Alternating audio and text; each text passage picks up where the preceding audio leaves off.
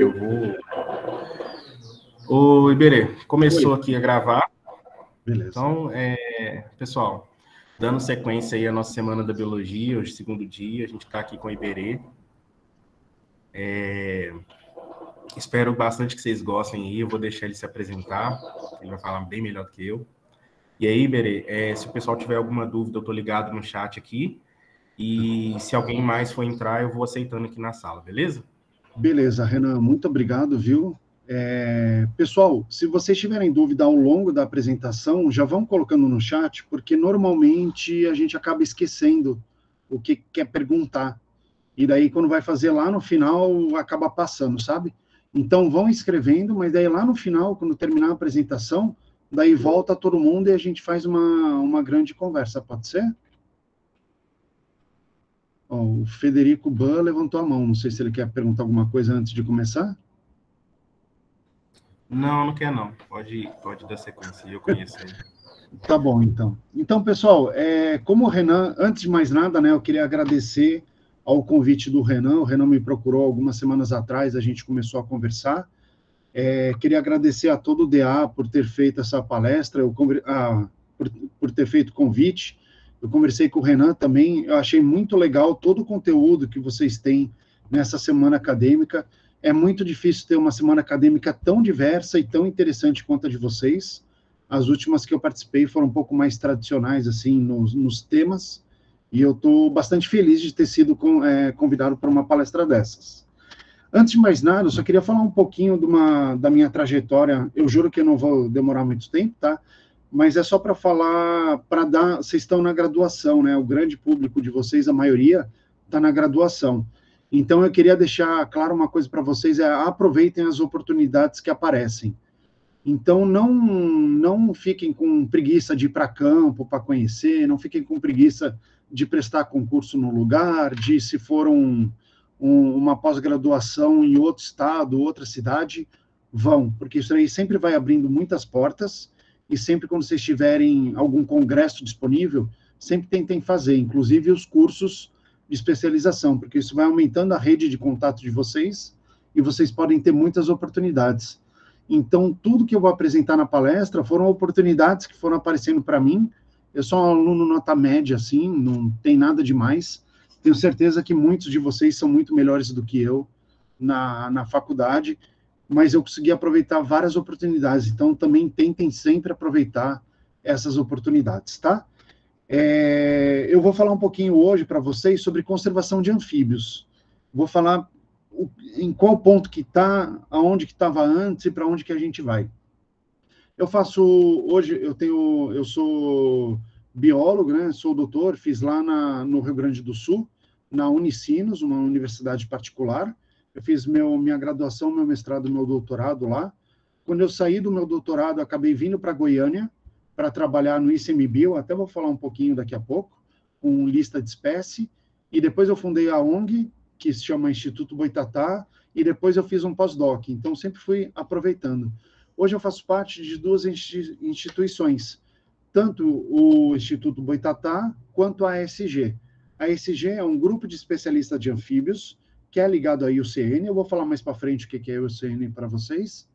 E aqui no Brasil a gente tem esse grupo de especialistas de anfíbios, e eu venho fazendo parte com eles com vários projetos interessantes. Então, antes de mais nada, para quem não conhece, não sei se todos vocês já conhecem o Instituto Boitatá ou não, mas o Instituto Boitatá é uma ONG que ela foi criada em 2014. A nossa principal prática, nosso principal foco são realizar práticas e ações que visam sempre resguardar a biodiversidade do Brasil.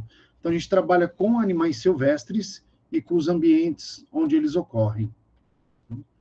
Quem não conhece, aqui está o nosso QR Code. Minha apresentação vai ter vários QR Codes, então quando aparecer um QR Code, vocês podem botar para o lado, minimiza aí o TikTok, tira uma foto e depois vocês conhecem o site, tá bom? Mas, o Instituto Boitatá, ele tem um site e tem principalmente o Instagram, que é onde a gente mais faz as nossas publicações. Mas Oi, pode falar. A apresentação está parada no primeiro slide. Ela está parada? Putz. Agora está no... Isso acontece de vez em quando. Tá. Assim tá tranquilo, né? Deixa eu aumentar um pouquinho mais. Assim ficou boa para vocês? Vocês conseguem ver? Sim, sim, tá bom. Mas Beleza. aí você tá com a logo do Instituto aí, né? Isso, tô com a logo do Instituto, Beleza. tá? Então, só passando... Pô, tava tão bonitinho a apresentação, agora eu vou passar de novo só para vocês verem a cobrinha mexendo ali atrás. Então, aqui, ó, esse daqui é o nosso QR Code, se vocês quiserem bater uma foto para poder pegar o link, mas é só colocar Instituto Boitatá, tanto no Instagram quanto no Google, que vai aparecer para vocês, tá bom? A gente, dentro de todas as nossas ações, quem já conhece a gente ou quem está querendo trabalhar conosco, todas as nossas ações, elas sempre visam várias coisas. Então, primeiro de tudo, a gente já tem uma experiência bastante grande, né, com biologia, com consultoria, com várias outras áreas também, com pesquisa, e a gente tem uma série de críticas quanto às práticas que são realizadas tanto em campo quanto em laboratório, e principalmente na consultoria. Então, todo o nosso trabalho, a gente sempre visa se manter com princípios éticos e legais. Então, a gente sempre tenta pegar os alunos e alunas que estão no começo da graduação, para a gente poder ensinar do jeito que nós consideramos certos, para depois, no futuro, eles saberem o que é o correto. Então, se eles forem fazer más práticas, é por conta deles. A gente sempre visa ensinar da melhor forma possível, o jeito mais correto possível, para poder gerar nossos produtos e os nossos trabalhos. Nos nossos grupos de interesse, a gente trabalha com toda a fauna silvestre brasileira, mas a gente tem um grupo especial que são os répteis e os anfíbios. Então, isso aí é a herpetofauna, não sei se todo mundo já fez a matéria de zoologia, mas o grupo da herpetofauna são os representantes, tanto de répteis quanto anfíbios. Então, a gente tem vários projetos com sapo e perereca, com quelônios, com serpentes, com lagartos e com jacarés.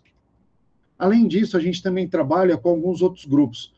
Pessoal, só desculpa que deu uma zoadinha aí na apresentação, mas é o jeito que está apresentando, tá? A gente trabalha com outros grupos também, a gente trabalha com alguns passarinhos, principalmente os passarinhos que estão em algum grau de ameaça de extinção. A gente também trabalha com esses peixinhos que, particularmente para mim, eles são maravilhosos. Eles são os peixes anuais, não sei se aí em Minas Gerais vocês já coletaram alguns ou não, mas eles são uns peixinhos bem interessantes, que eu vou falar um pouquinho mais para frente, e atualmente a gente também tem trabalhado com morcegos. E todo o nosso projeto, uma das nossas críticas, quando a gente criou o Instituto Boitatá, foi porque a academia fazia os trabalhos acadêmicos, publicava os artigos, e só quem tinha acesso a isso eram os próprios cientistas. O pessoal da consultoria ia para campo, fazia o relatório, e depois você não sabia mais nada. E não tinha muito uma conversa com a sociedade, né? com o público não acadêmico. Então, o que acontece? Desde que a gente criou o Instituto Boitatá, a gente sempre tem feito os trabalhos acadêmicos, trabalhos de consultoria, e todas essas informações que a gente gera, a gente mastiga ela muito bem para poder devolver para o público. E a gente faz um monte de apresentação e atividades em lugares públicos, como o Parque Zoológico, ou outros parques, ou mesmo nos colégios e nas universidades. Colégios, CMEs, e qualquer outro centro de estudo que tenha, tá bom? Então, todos os nossos projetos sempre têm um viés que a gente acaba gerando uma difusão de conhecimento. Isso daqui é interessante, porque quando a gente criou o Instituto Boitatá em 2014, ainda não tinha essa onda dos cientistas falando tanto sobre divulgação. Então, era uma falha, uma lacuna muito grande na parte científica, nessa conversa tete a tete com a sociedade. Hoje em dia, isso já diminuiu, ainda está muito mais abaixo do que o necessário, mas já melhorou muito assim, do que era em 2014, que não faz nem 10 anos, né? Não fazem nem 10 anos. Eu vou falar para vocês, eu vou puxar a brasa agora para um grupo mais especial, assim, que são os anfíbios. Então, os anfíbios são os sapos, as rãs pererecas, as salamandras e as cecílias, que são as gimnofionas, que são as cobras cegas, né?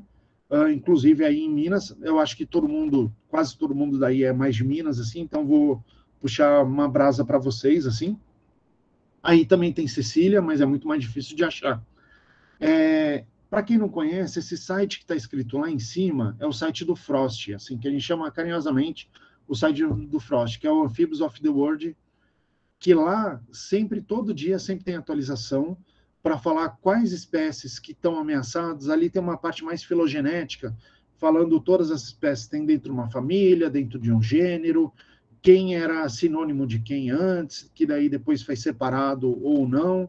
Então, ele é um site muito legal para quem quer conhecer um pouco mais sobre taxonomia de anfíbios, tá bom?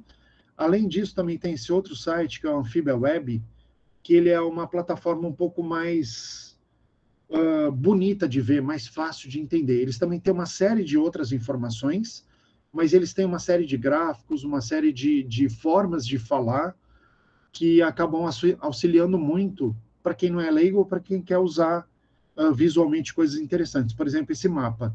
Então, hoje no Brasil, eu fui atualizar hoje até, hoje no mundo inteiro, a gente tem 8.485 espécies de anfíbios espalhados pelo mundo inteiro. Esse gráfico, para quem não conhece, quanto mais branquinho é onde a gente tem menos espécies, quanto mais azulzinho ali para a direita, é onde a gente tem um maior número de espécies, tá bom? Então, os locais que a gente tem menos é tanto no Polo Norte quanto no Polo Sul. Ali a gente não tem nenhuma espécie, nem nos oceanos. E também no deserto ali do Saara e tal, a gente também acaba não tendo. Deixa eu ver se aparece o mouse. Aparece. Então, aqui no deserto do Saara. Onde a gente tem os pontinhos mais azuis, é onde a gente tem uma maior diversidade. Então, no mundo inteiro, o Brasil ele é o campeão no número de espécies, né? A gente tem uma maior diversidade de anfíbios, e os locais aqui no Brasil que a gente tem essas maiores diversidades são na Amazônia, em algumas partes da Amazônia, e na Mata Atlântica, inclusive aqui nessa região de Minas Gerais também, tá bom? E por que isso é importante saber esse monte de coisa, aonde que está a maior diversidade, aonde que está a menor diversidade? Então, isso daqui é um mapa que eu fiz no meu projeto de pós-doc, que eu fiz um mapa de calor. Mapa de calor, o que que é? Eu peguei todos os pontos, todos os estudos que tinham, aqui eu separei só o bioma cerrado, então em roxinho é o bioma cerrado, e em cinza são os outros biomas brasileiros. Eu peguei todos os estudos, todos os artigos publicados que tinham com anfíbios do cerrado, e fui sobrepondo eles no mapa. E depois eu usei uma metodologia que chama mapa de calor. Então, aonde está mais azul, o roxinho, é onde a gente tem menos estudos. Aonde está mais vermelho, é onde a gente tem mais estudos. Eu fiz um bufferzinho, uma bolinha na volta. Então, o mapinha aqui da esquerda é um buffer de 20 quilômetros, e aqui na direita é um buffer de 200 quilômetros. Para que serve isso, então? Isso daqui a gente acaba trabalhando com uma coisa chamada lacuna de conhecimento. É uma coisa fácil de entender, a lacuna é a falta, né? Então é onde a gente não tem informação sobre as espécies.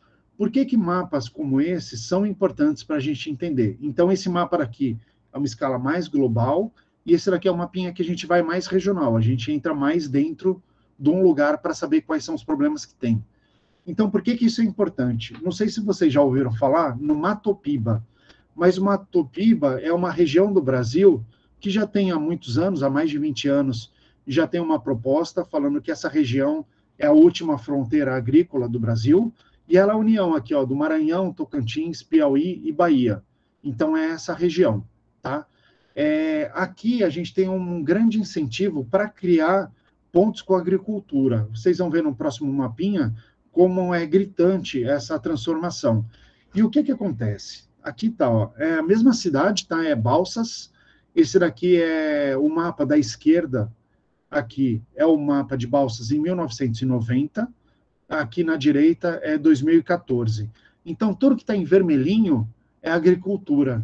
Então, em 20 anos, 24 anos, a gente tem a grande maioria da área de Balsas, que é só um exemplo, né? Da área de Balsas foi convertida, as áreas naturais foram convertidas para a área de agricultura. Então, o que acontece? Quando a gente junta os dois mapas, sabendo que em locais como essa última fronteira agrícola, que é aqui, está tendo uma devastação tão grande dos ambientes naturais, a gente já sabe que ali a gente pode ter perdido uma série de espécies que nunca ninguém foi. Então, quando a gente olha um mapinha como esse, onde a maioria dos pontos coletados estão nessa região, mas não estão aqui no sul do Maranhão, no sul do Piauí ou no nordeste da Bahia, a gente já sabe que ali a gente não tem conhecimento nenhum sobre aquela região. E isso acaba sendo um problema muito grande. Então, o que acontece? Tanto no Brasil quanto em outros lugares do mundo, existem as listas de espécies ameaçadas. Então, isso daqui, quem quiser entrar, vocês podem procurar de várias formas. Ou coloca no Google Livro Vermelho da Fauna Brasileira, ou clica aí no QR Code, ou coloca a lista de espécies ameaçadas, que vocês vão ter uma série de publicações que sempre vão falar quais espécies estão ameaçadas no Brasil ou quais espécies estão ameaçadas no mundo, dependendo qual é o foco que vocês têm, tá bom? Só para mostrar alguma coisa, aqui um retrato de como nós estamos hoje. As listas de espécies ameaçadas, elas são importantes porque uma lista, a gente normalmente tem uma série de metodologias para poder avaliar a espécie e se ela está corretamente avaliada num grau de ameaça ou não, baseado sempre na informação científica que a gente tem no momento. Por que isso é importante? Isso é importante porque muitas vezes vocês que estão na graduação, vocês vão para campo e vocês estão fazendo um TCC, ou mesmo vocês foram para campo normal e vocês começaram a coletar alguns bichos, a ver eles no campo, bater foto, fazer visual. Toda a informação que vocês gerarem, ela pode ser uma informação única e super importante que pode ajudar na avaliação da espécie. Vai ficando bem mais claro. Mas uma coisa que eu queria ressaltar muito, normalmente a geração mais nova, que são vocês que estão na graduação agora, vocês vão ver que quando vocês estão no começo da faculdade, vocês estão muito empolgados.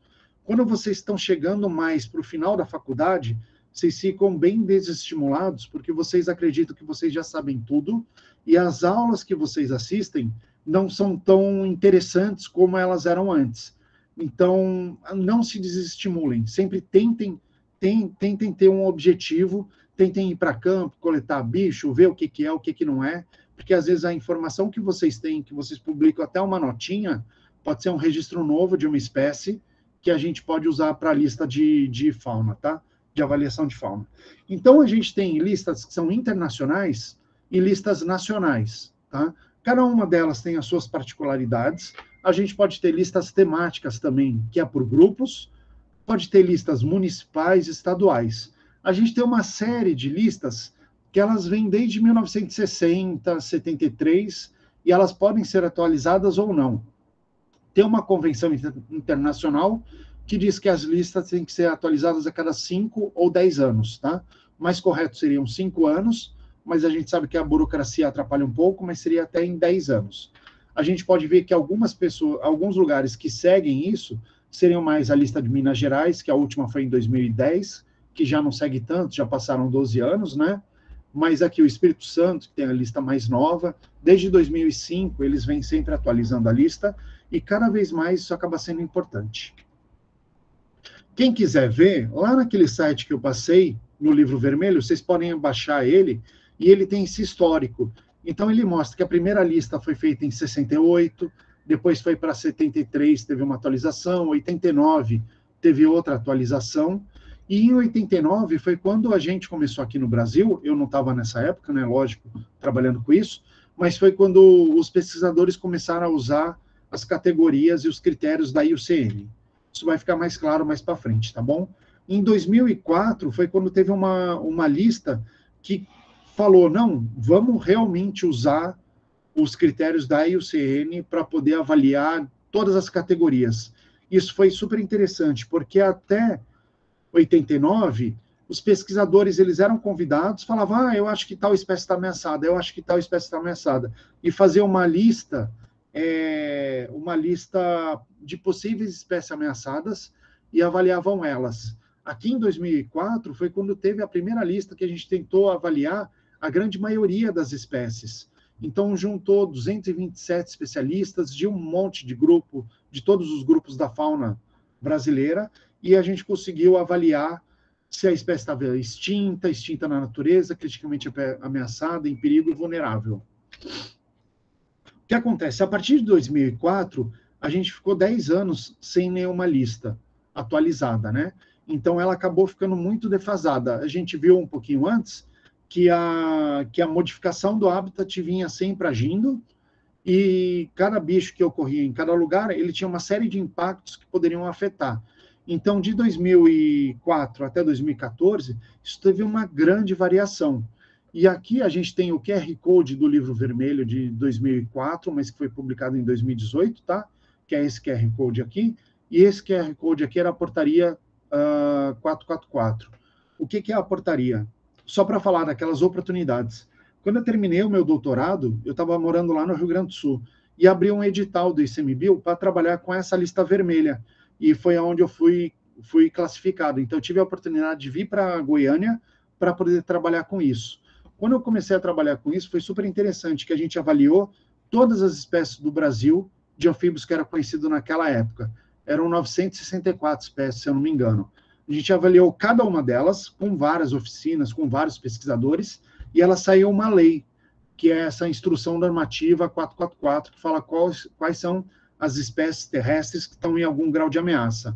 A 445 fala quais são as espécies marinhas, aquáticas, que estão ameaçadas, tá bom? Depois disso, o ICMBio, ele continua fazendo as avaliações, eles têm ciclos de 4 anos, então assim que terminou a avaliação de 2014, eles já iniciaram um novo ciclo de avaliação, que foi o segundo ciclo. Esse ciclo durou de 2014 a 2018, e ele só foi publicado agora em 2022. Então, o terceiro ciclo, ele já terminou de ser avaliado o ano passado, se eu não me engano, ou esse ano, no começo desse ano, que foram os répteis e os anfíbios, e eles vão ser atualizados no futuro. Mas tem uma coisa super legal que quase ninguém conhece. Esse ano, há uns 2, 3 meses atrás, o ICMBio lançou esse site chamado Salve. Então, o link está aqui embaixo, salve.icmbio.gov.br, que eles fizeram um site onde você consegue acessar cada uma das espécies para você poder ver a avaliação dela. Uma coisa interessante é que essa avaliação ela terminou em 2018. Então, de 2018 até 2022 são 4 anos. A gente já tem uma série de novas informações, então mesmo essas avaliações que estão no site do ICMBio, elas já estão defasadas. A ideia de ter feito Salve é para poder criar uma independência maior nos grupos. A gente tem o problema das espécies marinhas, que como elas são recurso pesqueiro, a gente tem uma força muito grande da indústria pesqueira, não querendo que algumas espécies estejam em algum grau de ameaça. Então, quando sai uma lei, eles entram para remover essa lei, tem uma série para suspender a lei, tem uma série de problemas.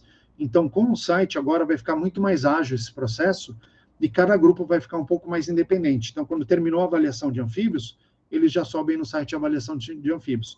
Terminou a de serpentes, já sobe. Terminou de borboletas, já sobe. Então, não precisa mais ter todo um aparato burocrático para poder levantar essas informações de todos os grupos de uma vez só. E o que acontece? Isso aqui é da Nacional. Então, nesse site, vocês têm a última informação nacional sobre as espécies, todos os grupos de fauna e flora e invertebrados, que são fauna, né? Lógico, mas invertebrados também estão avaliados, tá bom? E o que acontece? A gente tem uma outra instituição chamada IUCN. A IUCN é uma instituição internacional que tem vários polos em vários países, e o que eles fazem? Eles acabam trabalhando, fazendo essa avaliação como a nacional, mas eles fazem em escala global. Então, eles veem como uma espécie está ameaçada em escala global, e eles acabam falando qual espécie que está ameaçada e qual não está. Por que isso é importante? Isso é importante porque tem muitos países que não têm listas nacionais. Então, quando você vai tentar trabalhar com conservação, com proteção de uma espécie, e no seu país não tem uma lista nacional ou não tem uma lista atualizada, só tem uma lista muito antiga, na IUCN eles estão conseguindo atualizar um pouco mais rápido isso. E eu vou falar um pouquinho mais sobre a IUCN em si. Então, uma coisa que é bem interessante da IUCN é que sempre tem que ter essas novas avaliações, como eu falei antes, porque os impactos eles nunca param, estão sempre acontecendo. Além disso, a gente sempre tem uma descrição de espécie anualmente, a gente tem grandes números de espécies que estão sendo descritas que não estão em nenhuma categoria, então essa atualização sempre é importante. No Brasil, a gente descreve cerca de 20 a 50 espécies de anfíbios por ano, todo ano. E quase todo mês tem uma espécie nova sendo descrita, tá? Em 2020, em 2019 e 2020, o Instituto Boitatá, ele foi contratado para poder fazer essa avaliação aqui no Brasil. Então, a gente trabalhou com 1.200 espécies, avaliando cada uma delas para poder classificar direitinho em qual ameaça que ela está, em qual ameaça ela não está.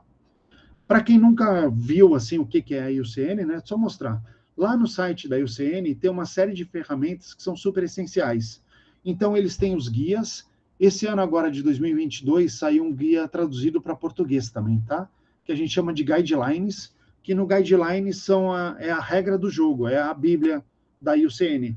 Ali fala como que você faz para avaliar uma espécie ou não, como que você faz para avaliar em nível nacional, em nível regional, em nível global, tá?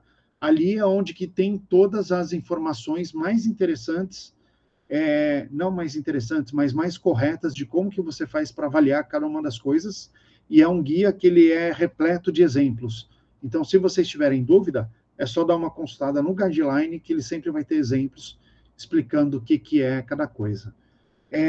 O que é legal de ter usado o guideline da IUCN, e no mundo inteiro, assim, é porque ele sempre tem, o guideline, ele tem uma série de critérios muito específicos, que permite a gente comparar uma baleia com uma borboleta, se as duas estão ameaçadas ou não. Permite a gente comparar um inseto, um besouro, com uma árvore.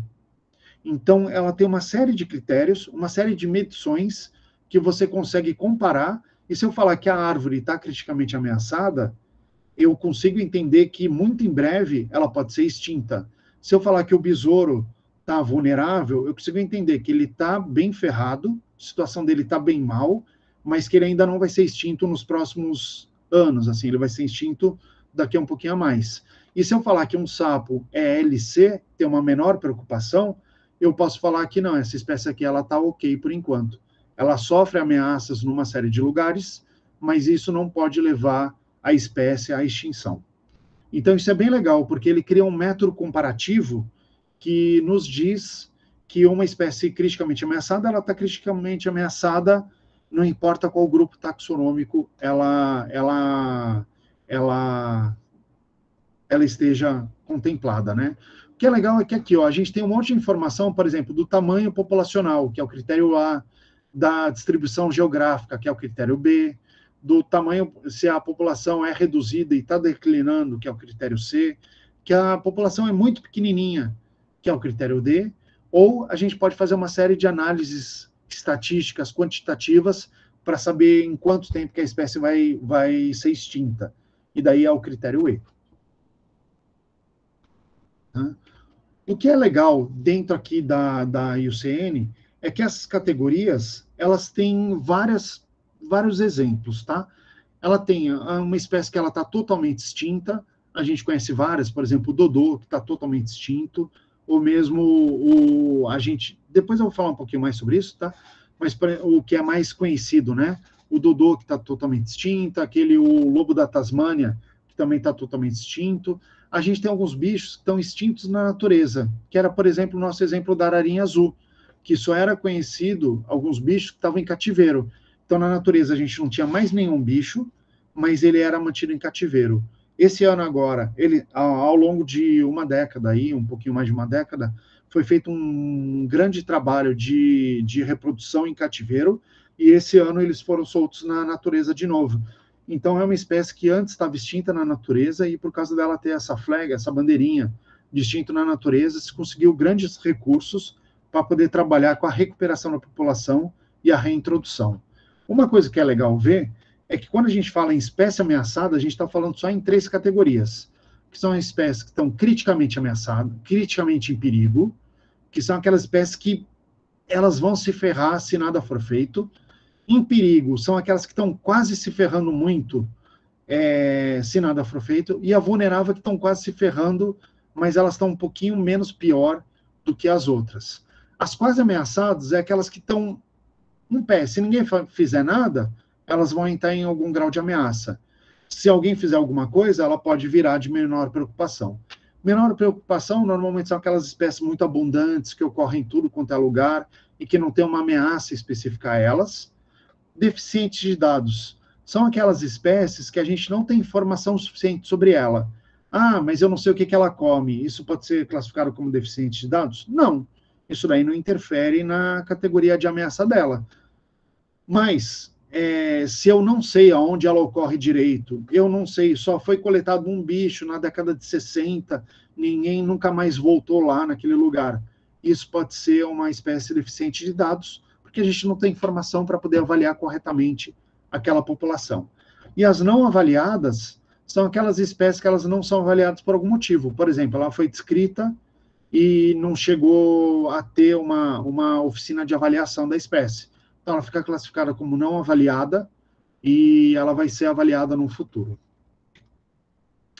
Então, o site da IUCN, quem quiser colocar, é só colocar IUCN Red List, lista vermelha, né? No Google, que já aparece, e também tem aí o QR Code para vocês. É um site super fácil para usar, vocês colocam o nome aqui da espécie que vocês querem saber, e já aparecem as informações da espécie.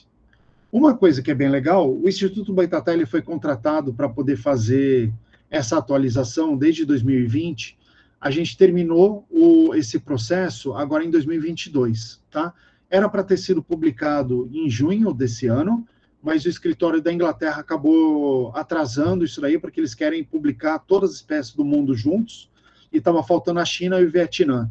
A China já foi validada e agora está faltando só o Vietnã, que eles estão nos últimos procedimentos. Então, até o final do ano, a lista brasileira é para ser publicada lá no site da IUCN, com as quase 1.200 espécies certinho, perfeitinho, com a maior parte perfeitinho, que assim, do melhor trabalho que a gente conseguiu fazer, mas com as informações mais atualizadas possíveis até o momento da publicação dela. Eu fui contratado, então, como RLA, é o Red List Authority. Eu sei que parece um nome muito grande, assim, eu até fico com vergonha de falar, mas eu acabei sendo coordenador desse projeto. A minha chefa é a Jennifer Ludke e a Kelsey Nian, que elas são RLAs globais, elas são as Red List Authorities globais, né? A gente trabalhou durante muito tempo muito próximo.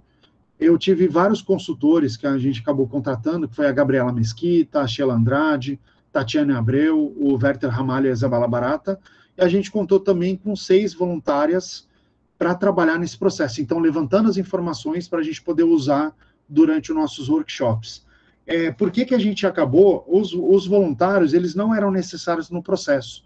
Mas por que eu acabei optando por incluir voluntárias no processo? Primeiro, porque daqui a pouco, como a gente viu aí na pandemia, que teve um monte de gente que acabou não conseguindo trabalhar direito, uma série de coisas, daqui a pouco o conhecimento de quem trabalha com isso daí acaba sendo perdido por algum motivo, e daí a gente tem que começar tudo do zero. Então, a minha ideia é, primeiro de tudo, valorizar as pesquisadoras brasileiras, né? São todo mundo no início de carreira, então elas estavam no final da graduação ou já tinham defendido, estavam entrando no mestrado, então são cientistas que estão começando a carreira científica. A ideia de trazer elas também é para poder ensinar o processo. Então, no futuro, elas já têm experiência, elas já podem lidar com essa parte de avaliação de espécie, né? E o segundo é para poder ajudar um pouco na criação dos novos projetos. Porque o que acontece? Em 2004, quando teve aquela lista nacional, para 2014, tinha uma série de informações que nunca tinham sido publicadas.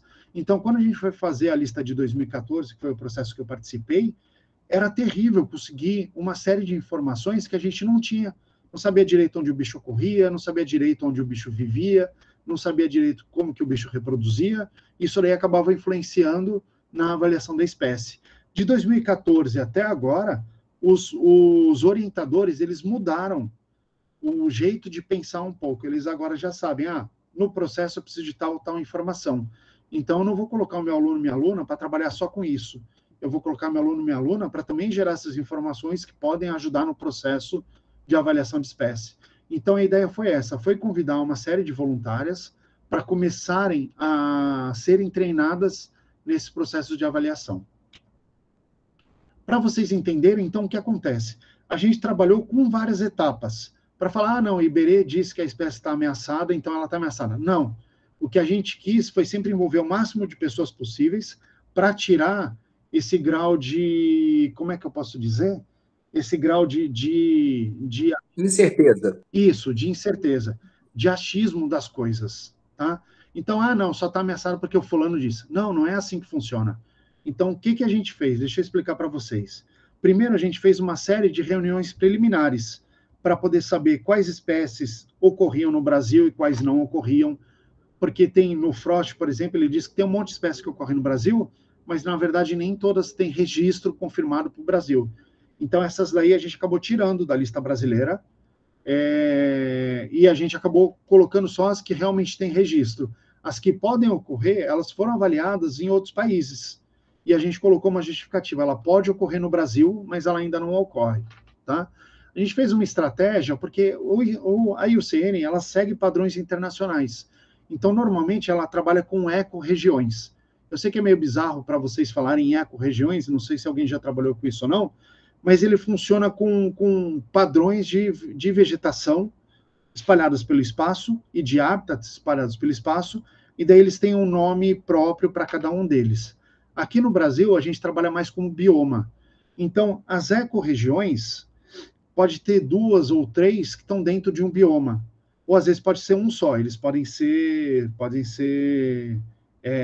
ocorrer, né? O bioma pode estar todo incluso dentro de uma ecorregião, mas para alguns lugares a gente tem uma grande diferenciação. Por exemplo, no Cerrado, as ecorregiões, a gente pode ter uma parte que é mais seca, que é mais para o leste, e a parte que é mais úmida, que é mais para o oeste.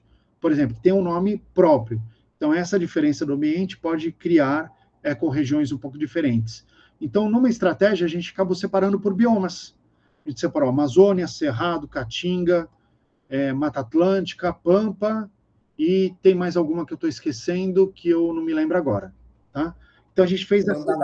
Pantanal, obrigado, Tinoco. A gente fez essa separação.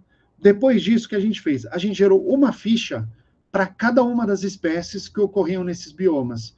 Uma coisa que é interessante é que tem um monte de espécie que é meio confusa, que a gente não sabe direito em qual bioma ela está, tem um monte de espécies que ocorrem em mais de um bioma, então isso daí foi uma coisa bem interessante, porque o que a gente fez? Como a gente programou alguns workshops com os pesquisadores de cada bioma, a gente levou a ficha de todas as espécies que ocorrem em cada um dos biomas. A gente aproveitou também, e o que acontece? Uma espécie que ocorre nos 2 biomas, a gente levou a ficha da espécie para os 2 biomas. E então a gente falou com todos os pesquisadores. Iberê, mas vocês chamaram só os pesquisadores de renome. Não. O que a gente fez? A gente chamou os pesquisadores de renomes, a gente chamou os alunos de doutorado e de mestrado desses pesquisadores também. E a gente pediu para eles indicarem nomes de pessoas que estavam trabalhando com essas espécies em específico. Então, em algumas oficinas, alguns alunos de graduação participaram, porque os alunos e alunas, tá? Porque esses alunos e alunas, eles eram as pessoas que trabalhavam, que continham conhecimento sobre aquela espécie naquele momento. Então, a gente tentou pegar o mais atual possível para poder estar com a informação assim no topo do conhecido agora. Uma coisa que é interessante é que, como a gente pediu, o nome não dá para a gente conhecer todo mundo, né? E a gente pediu, uma das coisas que a gente fez, a gente procurou todo mundo que trabalhava com todas as espécies. A gente nomeou eles, a gente fez o convite também para eles indicarem uma série de nomes. E a gente pediu para essa série de nomes também indicarem uma série de nomes. Então, nas nossas oficinas, foi todo mundo que foi indicado, foi convidado para participar. Então, o que acontece? Algumas pessoas ficaram chateadas que não foram convidadas, mas é porque ou a gente não sabia que trabalhava com anfíbios, ou porque ninguém indicou essas pessoas. Então, acaba ficando um pouco ruim, politicamente falando, essa questão. Normalmente, quando a pessoa falava, a gente acabava chamando ela para participar de uma próxima oficina. Então, esse é um processo bastante dinâmico. Como eu que coordenei, eu tentei deixar ele o mais dinâmico possível e o mais inclusivo possível. Então, por exemplo, se alguém falava, mas fulana de tal trabalhou com tal bicho, eu pegava o telefone e ligava para ela no meio da reunião e falava, a gente está aqui e tal, não quer participar, a pessoa entrava e a gente já discutia. Então, foi um processo bem dinâmico, é bem difícil, assim, eu confesso para vocês que é bem cansativo, mas é maravilhoso quando você consegue fazer todas as coisas. Então, o que acontece? Com essas fichas prévias que já estavam prontas, a gente levou para o workshop. Então, a gente teve vários dias de workshop durante algumas semanas, onde a gente discutiu todas as espécies, exatamente todas as espécies. Aquele quadrinho que tinha o critério A, B, C, D, a gente passou aquilo exatamente para todas as espécies, para a gente ter certeza absoluta que uma espécie que as pessoas acham que são de menor preocupação, na verdade elas estão em algum grau de ameaça. Então a gente tentou prever tudo que estava possível e tudo que estava contemplado até aquele momento, até 2022. Então, depois desse workshop, a gente fez uma consolidação de toda a informação, a gente ainda devolveu para alguns pesquisadores confirmarem se era aquilo ou não. A galera não aguenta nem mais receber o WhatsApp meu pedindo, aquela informação que você disse, posso incluir ou não? E, finalmente, a gente conseguiu terminar essa parte. Legal, Iberê, vocês terminaram essa parte, então já está valendo? Não. O que acontece? Depois que eu terminei todo esse processo, ele vai para uma parte de validação. Então, eu mando isso aqui lá para a IUCN. Lá na IUCN, eles têm um monte de outras pessoas que trabalham com outros grupos. Então, a galera que trabalha, por exemplo, de novo, com borboleta ou com besouro, eles vão pegar as minhas fichas, as quase 1.200 fichas, e eles vão ver se a categoria que eu coloquei, ela está bem explicada dentro da ficha. E isso acaba sendo um bate e volta, porque a gente, quando trabalhou com muito bicho, a gente acha que colocou todas as informações e, na verdade, não estavam todas. Então, agora, essa avaliação que vai até o final do ano, a gente tem todas as informações corretas sobre todos os bichos até 2022. Lá tem a parte que vocês podem citar, como citar. Então, lá são as informações mais atuais que a gente tem sobre essas espécies. Tá? Então, tem coisas muito legais, assim, pelo menos eu, que gosto de distribuição de bicho e tal, tem coisas que são muito legais. O que acontece? Esse daqui é o Melanophreninscus, da esquerda, pretinho, Melanophreninscus montevidensis, e na direita aqui é um Ceratophis ornata. A gente avaliou só a porção do bicho aqui no Brasil. Então, esse bicho daqui no Brasil, ele está vulnerável, é um mapinha amarelo. Mas no mundo inteiro, ele pode estar em outro grau de ameaça, porque ele tem uma distribuição bem diferente. Em cinza, é possivelmente extinta. Então, no Brasil, a gente tem uma categoria, mas para o mundo inteiro, a gente acaba tendo uma outra categoria. Por exemplo, Ceratophis ornata, no Brasil, é possivelmente extinto, mas no mundo inteiro, ele está como vulnerável, porque ele ocorre, ainda tem algumas populações que ocorrem na Argentina. Então, isso aqui é legal, aqui que acaba tendo algumas diferenças da avaliação nacional para a avaliação global. Na global, a gente sempre acaba vendo o status global da espécie, né, onde ela ocorre ao longo de tudo. Então, só para poder mostrar para vocês, assim, algumas coisas que foram feitas que são bem legais. Esse daqui é exatamente o ponto de Cyclohranthus bandeirensis, que é uma rãzinha que ocorre no Parque do Caparaó, no Pico da Bandeira, e ela é conhecida só para o estado de Minas Gerais. Aqui para o estado do Espírito Santo, a espécie nunca foi registrada. Então, aqui a gente coloca como a ocorrência, e ela tem um limite de altitude. Ela só ocorre acima de 1.200 metros, eu acho, de altitude.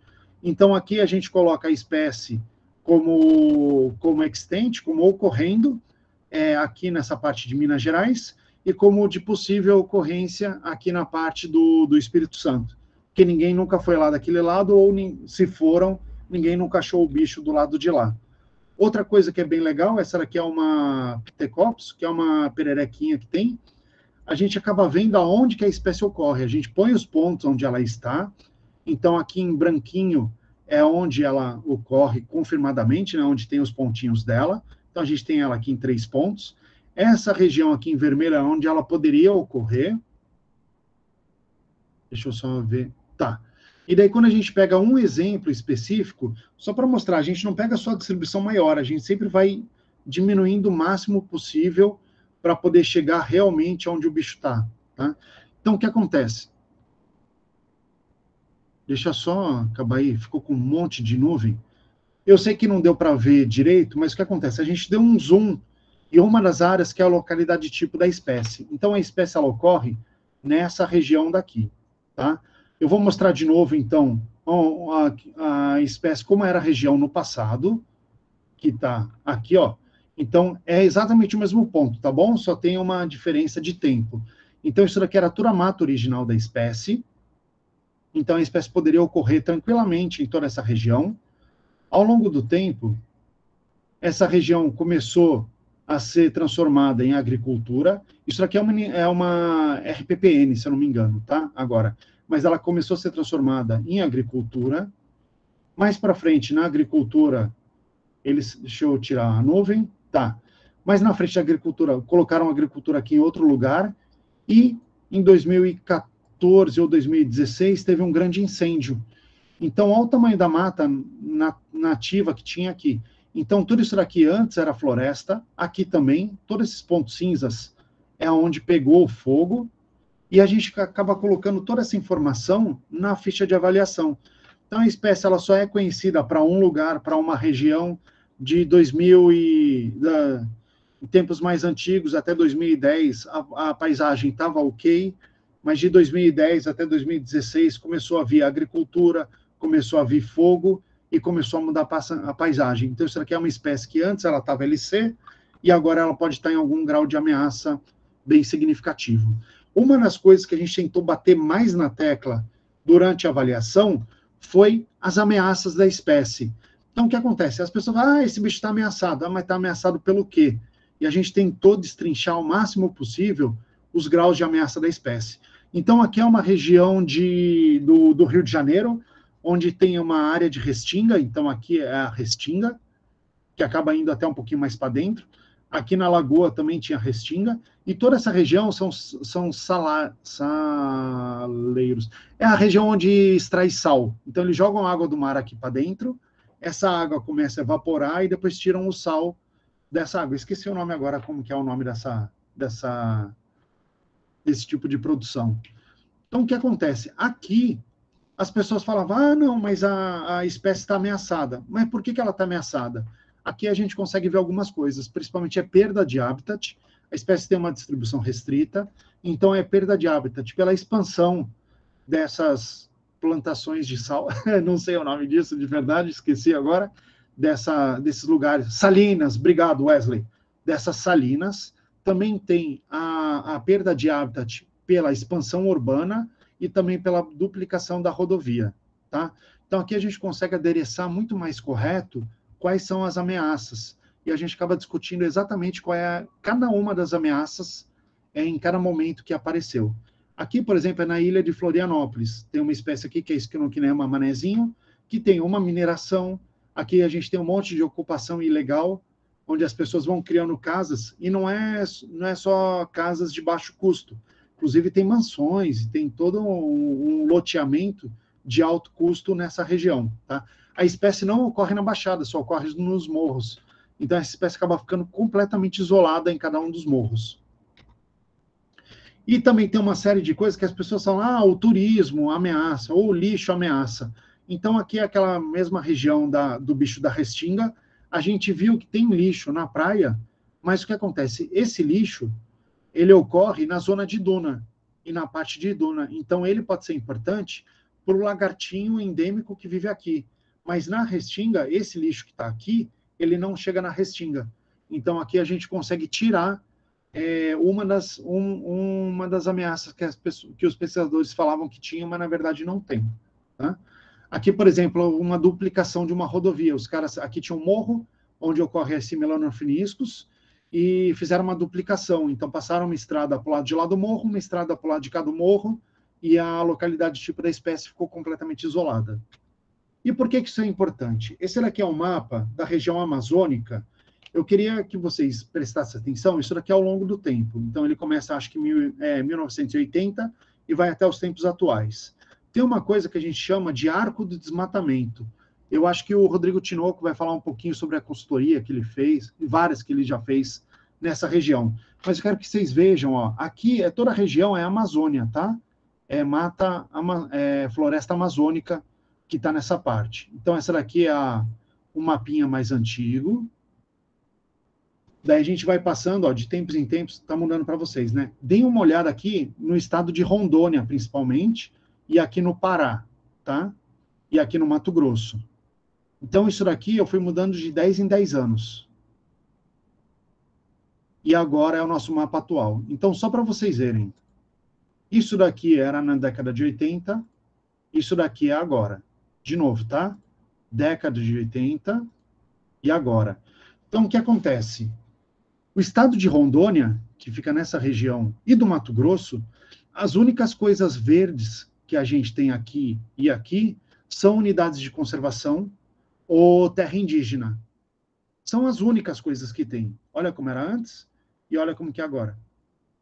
As únicas áreas protegidas que a gente tem, que o bicho está lá, que ainda está bem preservado e todo o resto, é a parte são unidades de conservação.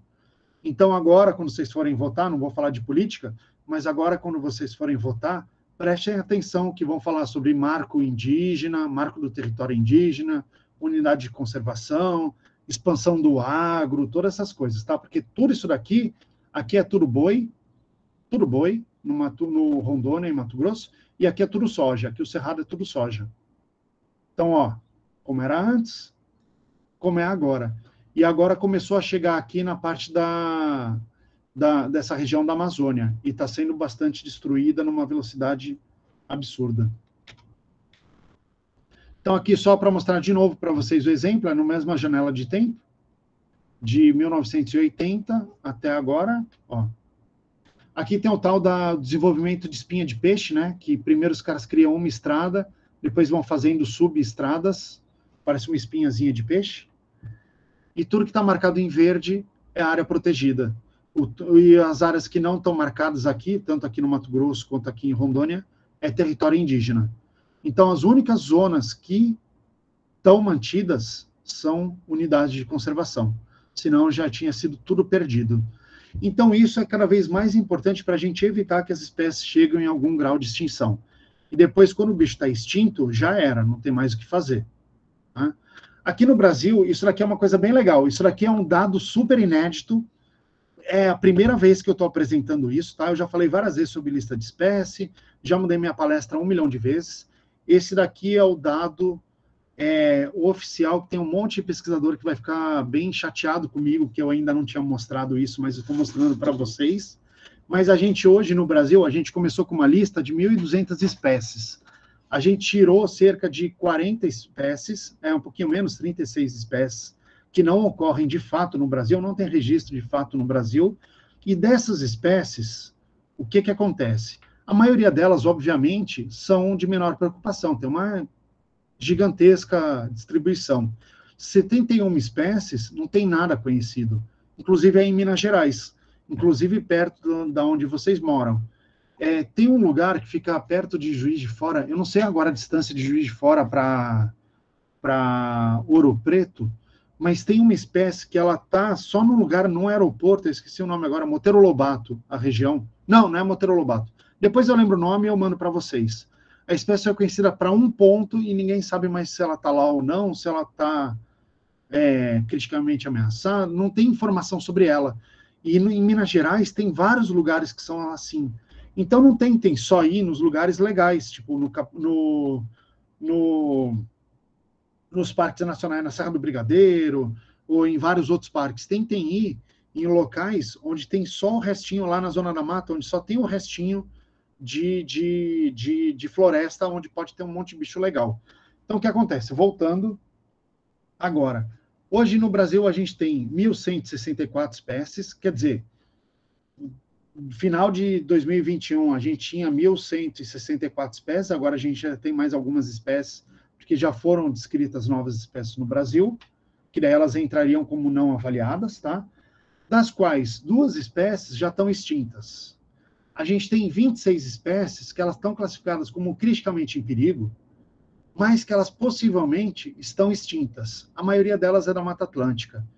Então, nos próximos anos, a gente vai fazer uma série de workshops, uma série de projetos bem interessantes, que é para a gente falar se a espécie está lá, criticamente ameaçada, ou se a espécie realmente está extinta. Então, fiquem ligados. Daqui a 2 anos, se vocês quiserem me convidar de novo, eu falo só sobre isso. No total aqui, 40 espécies criticamente ameaçadas, 74 espécies em perigo, 49 vulneráveis, num total de 189 espécies ameaçadas no Brasil, tá? Isso daqui são os dados inéditos, não mostrei isso daqui para ninguém, vocês são as primeiras pessoas a verem isso. Então, isso daqui dá cerca de 16% das espécies do Brasil que estão em algum grau de ameaça. Isso daqui acaba sendo um pouco menor do que para o resto do mundo. No resto do mundo são 25%, mas tem uma série de questões sobre isso, porque esse número acaba sendo um pouquinho menor, que a gente pode discutir depois nas perguntas. E o que acontece? Toda espécie que está ameaçada, ela está ameaçada por algum motivo, e a gente consegue resolver esses motivos fazendo uma série de trabalhos. Então, o ICMBio, ele tem um tipo de projeto chamado PAN, que são os Planos de Ação Nacional para a Conservação das Espécies Ameaçadas de Extinção. O Instituto Buitatá hoje trabalha com 3 PANs, o PAN-Sul, que são os anfíbios e répteis da região sul do Brasil, Paraná, Santa Catarina e Rio Grande do Sul, Serpan, que é Cerrado e Pantanal, e o Pan-Rivolides, que são daqueles peixinhos anuais. Sabendo quais espécies estão ameaçadas e quais espécies estão contempladas num PAN, a gente, do Instituto Buitatá, a gente corre atrás de editais que possam financiar projetos de conservação. Então, pela Fundação Boticário, a gente conseguiu aprovar já 3 projetos, um da Serra do Tombador, outro do Esquinema Manezinho, e outro de uma ave que é chamado bicudo do cerrado, que ela está criticamente ameaçada de extinção. Ela no Brasil, ela só ocorre no Brasil. No Brasil, ela tem cerca de 100 mil indivíduos, 2 mil são na natureza, os outros 98 mil são de cativeiro.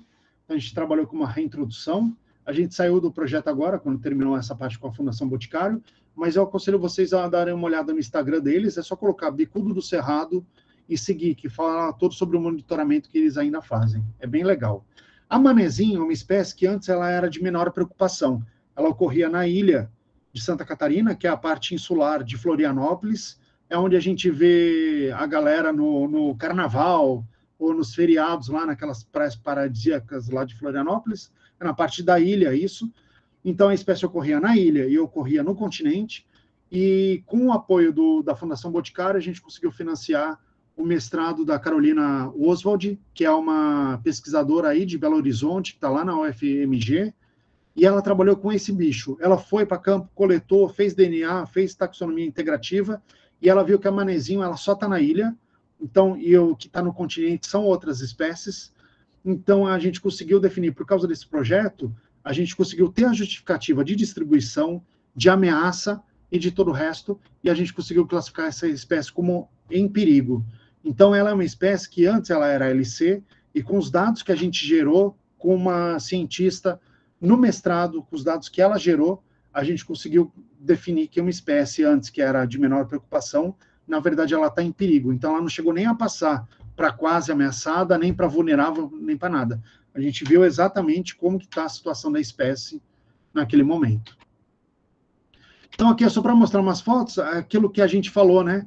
Que tem toda a nossa preocupação, a gente faz a parte acadêmica e também quer levar para o público. Então, esse aqui é um artiguinho que a gente publicou sobre o trabalho na Serra do Tombador. Aqui tem umas fotos de umas espécies bem legais. Essa daqui é um Alobatus goianos. Eu destaco ela porque vocês vão ver daqui a pouco. A gente também trabalhou com répteis. E o que acontece? Com esses dados que a gente gerou do Alobatus goianos, a gente publicou um artiguinho para saber como que ele estava ocorrendo ao longo do dia, para saber se ele estava mais no período da manhã ativo, no período da noite ativo. A gente viu um mapinha de distribuição dela e descreveu vários novinhos pontos de distribuição para a espécie. O que acontece? A gente viu que o pico é mais ou menos 8 horas da manhã e mais ou menos às 6 horas da tarde. Então, muita gente que ia para campo acabava não pegando bicho, às vezes até porque estava no horário errado em campo, tá? E o que acontece? A gente foi atrás de financiamento para trabalhar com a espécie e a gente conseguiu aprovar pela Anglo-América um grant que é para transformar essa espécie como uma bandeira de conservação. Então, a gente está no nosso primeiro ano, a gente conseguiu fazer uma série de pesquisas novas com ela, a gente conseguiu levantar vários novos pontos, e a gente viu aqui um mapinha de distribuição potencial da espécie. Então, aonde está verde é onde a espécie tem habitat adequado para ela ocorrer. Todos os lugares onde não tem essa cor são habitats que não são adequados para a espécie ocorrer. Então, o que acontece? Com a grana que a gente conseguiu levantar, a gente consegue ir para campo nesses locais que são mais adequados para ela. Então, a gente não vai aleatoriamente, vamos andar aleatoriamente por aí para ver o que a gente acha. Não. A gente fala, vamos pegar essa grana e vamos aqui nesse lugar, vamos aqui nessa região. Então, isso melhora a nossa busca por uma espécie que está em algum grau de ameaça, de conservação. Uma coisa que eu destaco para vocês, que é bem interessante, que mapas de possíveis ocorrências de espécies, elas mostram uma série de coisas legais. A gente põe toda a informação sobre o que a espécie usa de habitat, como ela reproduz, umidade, altitude, todo o resto, e gera esse mapinha. O mapa, o resultado dele, ele fala onde tem o habitat disponível para a espécie. Não quer dizer que a espécie vai estar lá ou não. Mas o que acontece? Às vezes a gente tem uma outra espécie que ocorre nesse mesmo ambiente. Então, por exemplo, o Alobatus goianus, ele é do Cerrado. Então, ele ocorre nesse núcleo verde do Cerrado. A gente achou um pontinho aqui mais ao sudeste do estado de Goiás. O que acontece? Aqui em Minas Gerais, essa espécie pode ocorrer e ninguém coletou, mas tem o habitat adequado. Aqui também pode ser a mesma espécie ou ninguém coletou, ou como a gente tem esse isolamento entre uma área e outra, a espécie que ocorre aqui nessa região pode ser uma nova espécie, que ninguém coletou e ninguém descreveu. Ou pode ser o goianos, ou pode ser uma nova coisa. Mesma coisa aqui para o Piauí. O habitat a gente só não tem a espécie lá. Então, esse mapinha é muito legal para vocês que estão aqui nessa região, estão aqui por perto. Às vezes ele pode te indicar um lugar para você trabalhar. Não sei o que eu quero fazer. Tá bom, vai lá e vê se tem o bicho ou não. Se tiver, legal, aumentou muito a distribuição da espécie, ela pode virar de menor preocupação. Ou você foi lá e achou uma espécie nova. Então, esses mapas, eles são muito interessantes e muito legais por conta disso. Um outro projeto que a gente está super envolvido, está aí o QR Code, esse daí é o Pedro Peloso. Um dia, num congresso, a gente estava conversando, tomando uma cervejinha, ele falou, cara, e se eu conseguisse fotografar todas as espécies ameaçadas do Brasil? Eu falei, bora nessa, vamos, se junta aí com o Boitatá e vamos resolver isso. E a gente criou o projeto DOTS. Então, entrem no site para ver as fotos maravilhosas. É um projeto de pesquisa, a gente vai para o local onde a espécie ocorre, a gente convida os pesquisadores envolvidos com a pesquisa, filma eles, dá uma conversada sobre como que foi a pesquisa com a espécie, como descobriu, onde a espécie está, onde a espécie não está. A gente valoriza o trabalho do pesquisador no lugar. A gente não passa por cima e vai lá coletar. Não. A gente convida quem trabalha com a espécie, filma, a gente está programando um documentário no final das expedições, que sempre vai focar em cada um dos pesquisadores que trabalham com as espécies. Além disso, a gente vê se o bicho, como está a qualidade da microbiota da pele, se tem um fungo que está dizimando espécies no mundo inteiro, que é o fungo BD, ou não, se está tudo bem, e como está a região, como está o ambiente. Então, a gente levanta um drone, faz imagem da região para saber se está chegando plantação de café, plantação de pinos, ou qualquer outra coisa. A gente bate uma foto da realidade do bicho naquele momento. E o que é legal é que aqui no DOTS, então, 4 a cada 10 espécies do mundo estão em algum grau de ameaça. E a ideia é a gente conseguir fotografar todas as espécies do Brasil. Então, agora são 189 espécies, vai ficar mais difícil. Tá? Quando a gente começou, eram 42 espécies, baseado na lista nacional, são 68 agora, e quando sair no final do ano, serão quase 190 espécies. Agora eu falei para vocês, eu já estou terminando, tá bom, gente? Eu sei que a gente já está chegando no limite do tempo. Eu faço parte da ESG também. A ESG é aquele grupo de especialistas de anfíbios. Aqui está o QR Code deles. E o que a gente faz? Todo ano a gente sempre faz um evento chamado Anfoco, que é o Anfíbios em Foco. Cada ano a gente faz uma coisa diferente. A gente faz workshop, faz simpósio, faz seminário, faz um monte de coisa. Esse ano a gente resolveu ser um pouco mais propositivo. A gente vai tirando sempre fotos de como que está o conhecimento dos anfíbios no momento, e esse ano a gente fez um pouco diferente. Então, o que a gente fez? A gente criou um programa chamado PECAM, que é o Programa Estratégico de Conservação de Anfíbios. gente pegou 2 espécies, a Pithecopus rusticus e a Nictimantis pomba. Nictimantis pomba é uma perereca aí de Cataguases. Ela só ocorre em um lugar e a gente está trabalhando com projetos específicos para poder proteger essas espécies. Então, o que a gente faz? A gente está fazendo nos últimos 2 meses workshops todas as quintas-feiras com os pesquisadores de cada uma das espécies e a gente quer conseguir finalizar algumas informações que tem aqui. Então, isso aqui é um mapa mental, a gente tem um objetivo específico para elas, para as espécies. Então, a gente quer identificar e reduzir a lacuna de conhecimento, identificar e caracterizar as ameaças, tentar reduzir as ameaças e estabelecer estratégias. Então, dentro de cada um desses objetivos, a gente tem ações muito específicas para poder diminuir esses impactos tão grandes. Então, nos workshops, a gente vai conversando com todo mundo, pesquisador, prefeito, secretário do meio ambiente, promotor público, delegado, com todo mundo que possa ajudar nessa parte. E a gente sempre tenta acabar chegando nessa parte de redução. Então, o que a gente tem que fazer para poder conseguir reduzir o desmatamento, por exemplo? Estamos terminando, gente. Semana passada, eu tive uma reunião com o pessoal dessa ONG, que é a Alliance for Zero Extinction, e daí eu estou trabalhando com eles agora. Esse daqui é o mapinha atual que a gente tem. Cada lugarzinho roxinho desse são as áreas que a gente tem que são prioritárias para conservação no mundo inteiro. Então, tem uma série de gente que dá uma grana para poder conservar a área, e eles usam esse site para poder saber quais são as áreas que eles querem conservar ou não. Então, estou trabalhando com isso agora, em cima dos dados que a gente publicou na IUCN. Então, esse mapa ele vai mudar muito, e vai ter um monte de pontinhos em vários estados brasileiros que ainda não tem.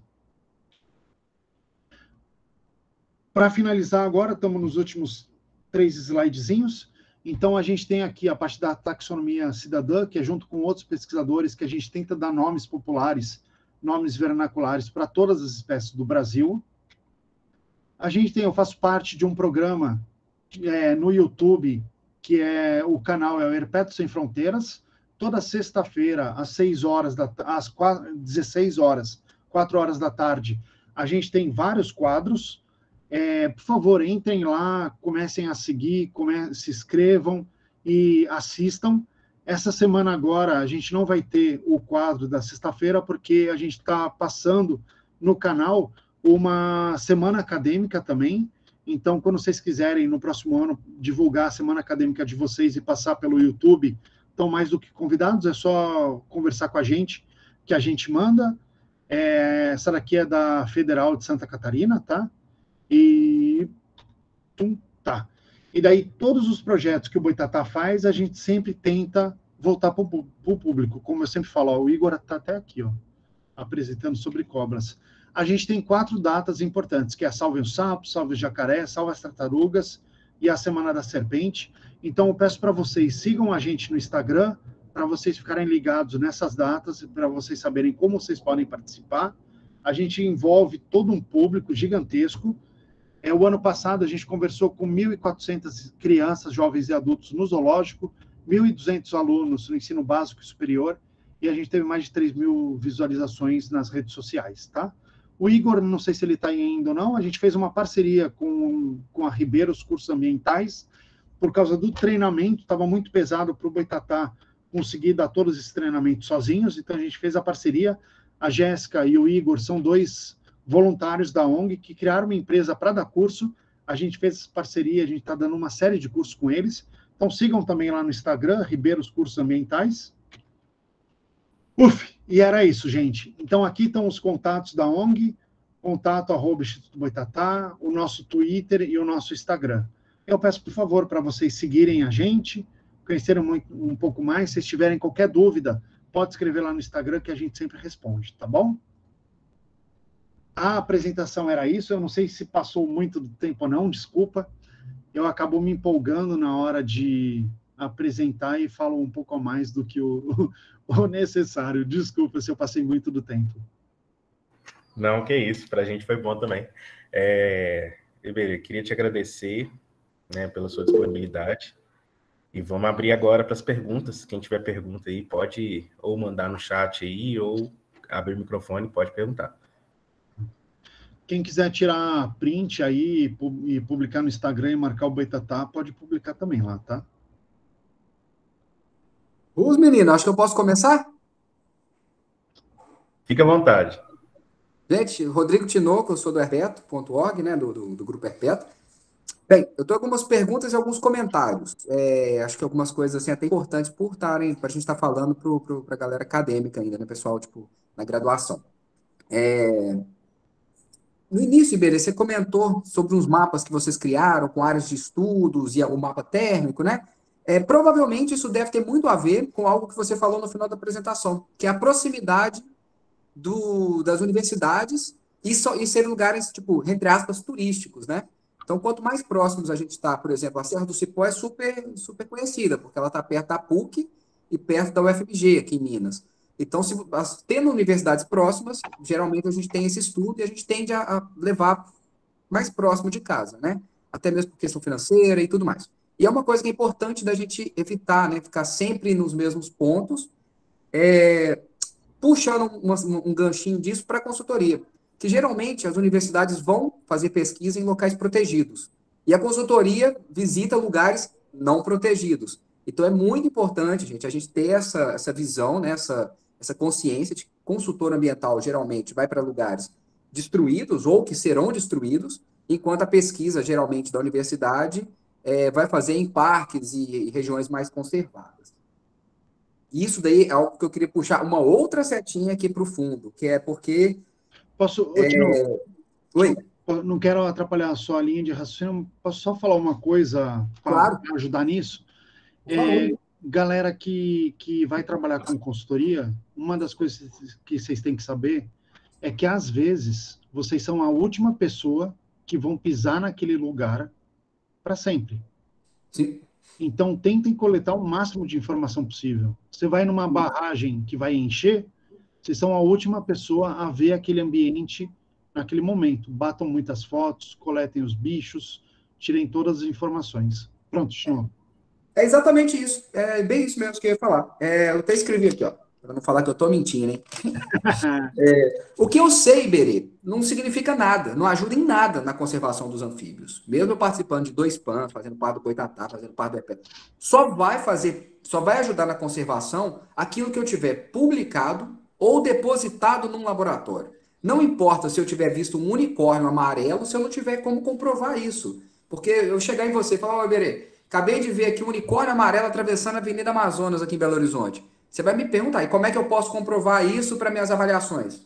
Não tem como? Então, infelizmente, a gente realmente precisa, é necessário coletar indivíduos em todas as oportunidades que a gente tiver. E não só indivíduo vivo, indivíduos mortos também. Tá passando de carro, viu uma serpente atropelada? Tenta coletar. Nem que seja tecido, coleta o bicho morto, taca numa bombona. Ah, não vai ficar bom. Coleta, vai ficar ruim, depois corre atrás de ver como é que resolve isso. Mas não vamos deixar perder material biológico, essas coisas do tipo, não. Deixa eu só falar duas coisas, talvez possa ser semântica, tá, Tinoco? Mas, assim, você está errado numa das coisas que você falou. Diga. O seu conhecimento, ele significa muita coisa. Por exemplo, Bolitoglossa altamazônica, que é uma salamandra, ela foi encontrada durante um trabalho de consultoria, foi publicada só a espécie, mas as informações do monitoramento dela, elas só estão dentro de um relatório de impacto ambiental da empresa. Então, o que acontece? Por caso... Não, já vou chegar aí. Então, o que acontece? O que o Tinoco falou, não, meu conhecimento não significa nada, o que acontece? Isso é bem legal. Não é que ele está errado no que ele falou. Ele está super certo no que ele falou, mas é só para vocês entenderem que o que tiver guardado na cabeça de vocês não significa nada. É isso que ele falou. Isso. Então, o que ele está errado é vocês não tentem se desmerecer no conhecimento. Muito pelo contrário, pega o que ele falou e daí aplica. O conhecimento que está na cabeça de vocês, transformem isso em alguma coisa que alguém consiga ver. Então, por exemplo, no relatório, isso daí vai para a gaveta e ninguém nunca mais acha. Isso daí você se perde. A empresa de consultoria fala, não, esse relatório é sigiloso, não posso mandar, não foi publicado ainda, não posso mandar. Mas tem que pedir para o órgão ambiental, não posso mandar. Então, esses dados se perdem. Então, todas as informações têm revistas de divulgação, batam foto, pode ser foto ruim, não tem problema, batam foto e publiquem. Outra coisa, tem 3 sites, desculpa, que eu queria sugerir para vocês. Como eu vi que o Tinoco ia participar, eu acabei não entrando, porque senão minha palestra vai ficar mais longa ainda. Mas ele provavelmente vai falar do herpeto.org. Não sei se vai falar do herpeto.org ou não, Tinoco.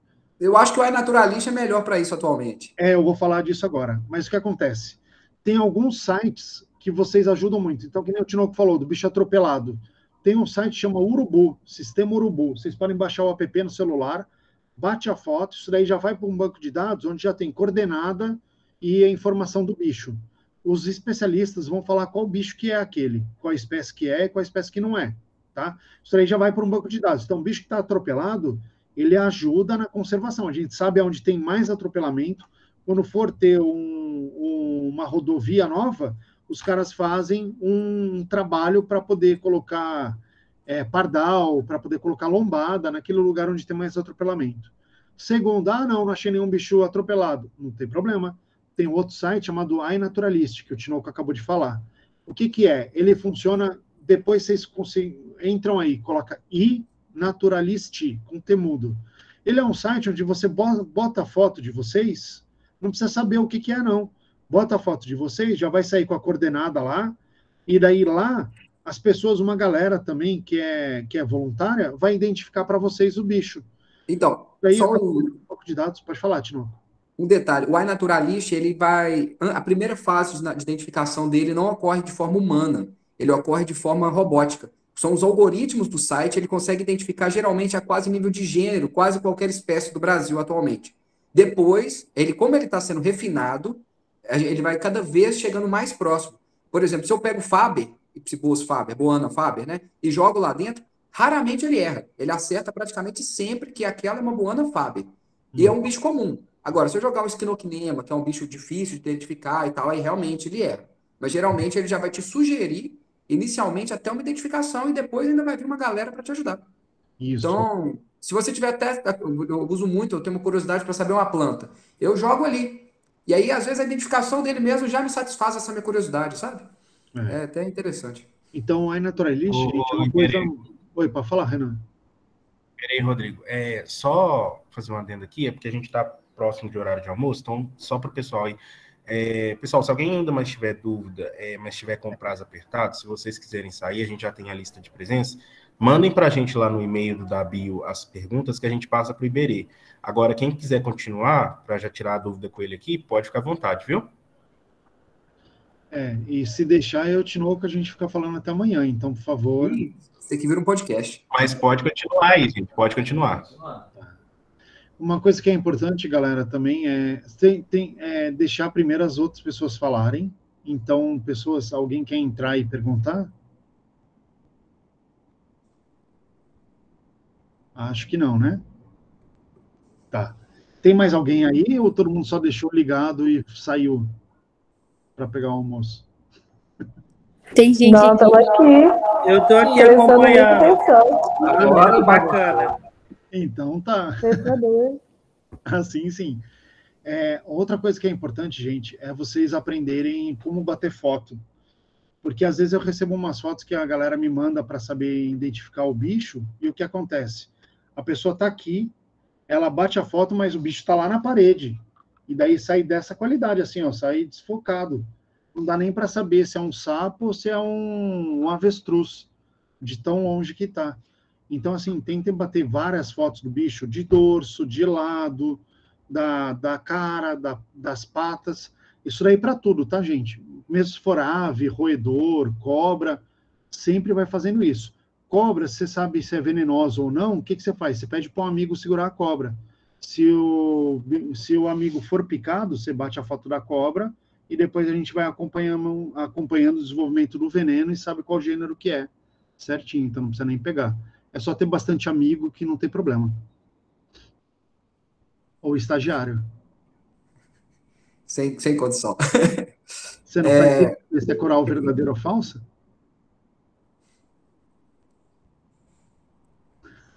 Eu imagino. Iberê, você comentou uma coisa que é muito, muito importante, assim, né? Você frisou, por exemplo, a parte das áreas indígenas, principalmente em território amazônico. Eu já tive a oportunidade de trabalhar para mineração, né, para a Vale, e a Vale minera dentro de uma área indígena no Pará. E é impressionante assim, o limite que a área indígena exerce no entorno. Então, a gente tem praticamente um paredão reto de mata, que é onde termina a área indígena e começa a área da agricultura. E se hoje você consegue fazer agricultura nesses lugares, é simplesmente porque os índios estão ali. Porque se na hora que você tirar os índios dali, a água vai secar, a agricultura vai acabar e aquilo ali vai virar um grande Saara. Então, assim, e é muito interessante que os agricultores e a população da cidade, elas não sei nem o porquê, mas elas sempre reclamam que os índios têm caminhonete, tem não sei o quê, tem não sei qual, mas eles esquecem que eles estão entregando gratuitamente os maiores recursos minerais que a gente tem, que é a água. É algo assim bem interessante mesmo a gente ter com essa visão, principalmente em época de eleição, né?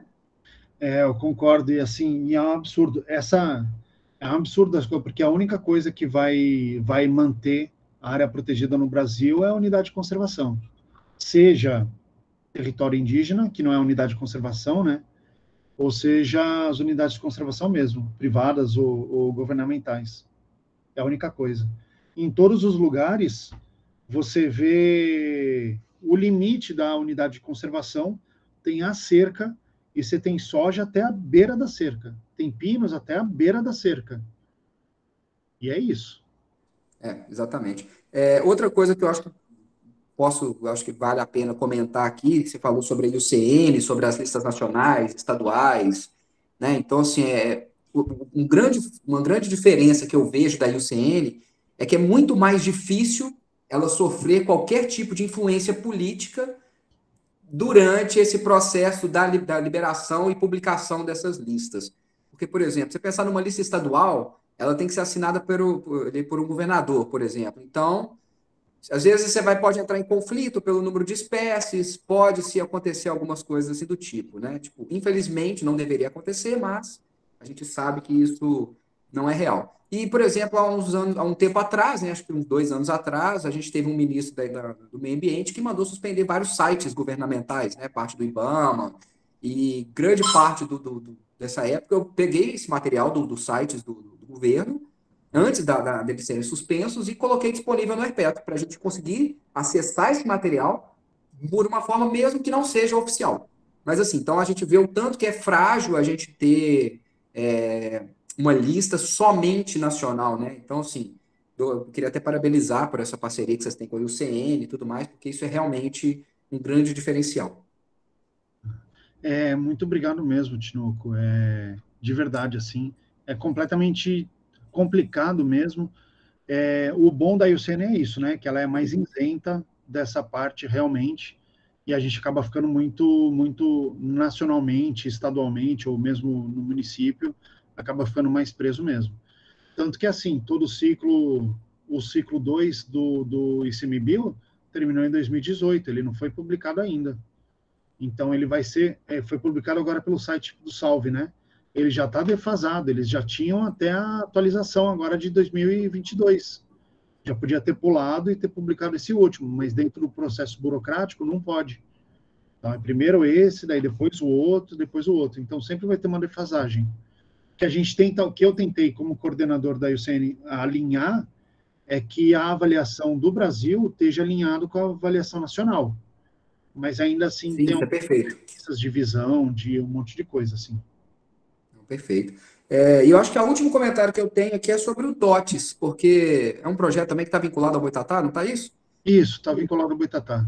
E, assim, só para destacar, porque uma coisa que é extremamente importante é porque, por exemplo, hoje as nossas buscas, acho que é uma espécie que eu não sei. Não sei que esquinoquinema é, por exemplo, eu não sei que Nictimantes é. Eu jogo no Google, Nictimantes pomba, e vai vir uma pancada de foto errada. Até porque, às vezes, não existe fotos daquela espécie.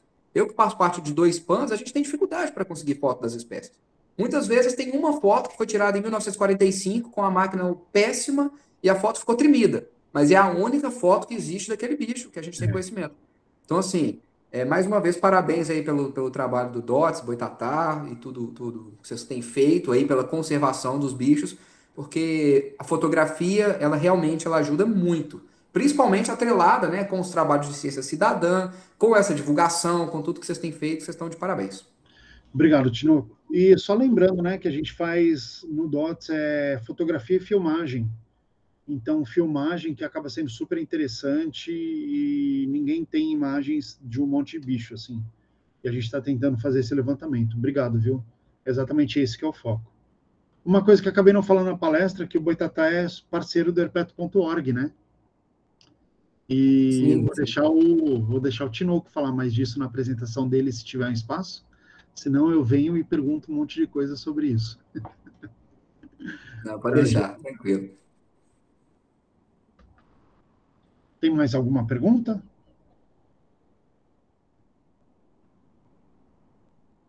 Renan? Tô aqui. Tá. Mais alguém, gente? Acho que não. Oi, Berê, muito obrigado pela sua disponibilidade. Foi bom demais. Rodrigo também, Rodrigo. A gente tá na sua aí também. Espero que o Berê participe. Gabriela tá caladinha, tá aí com a gente também, né? Ela é mais tímida, ela acabou de sair agora. Bacana. Ô, Iberê, muito obrigado, viu, pela participação. A gente vai te mandar depois um certificado aí pelo e-mail. Claro. Queria agradecer demais. Você está assim, sempre convidado para o que você quiser passar para a gente. Quando você vier aqui, que nem eu falei, a gente vai marcar aí de você estar aqui com a gente também presencialmente para uma conversa, para campo. Pode contar com o pessoal aqui da UFOP, o pessoal aqui é bem disposto. Né? Espero que todo mundo tenha gostado e que a gente tenha mais oportunidades aí. Ótimo, vou até fazer um jabazinho, então. O Igor, ele está aí, não sei se ele está presente ou não agora, mas o Igor, que é da Ribeiros, eles estão com um curso de campo agora. Eu sei que a maioria das universidades diminuiu muito, né, as idas para campo e tal, então acaba não tendo muita experiência. E esse daí, agora que eles estão, é um curso especificamente de campo, que vai ensinar um monte de metodologia para trabalhar com um monte de grupo. Igor, você está aí, não?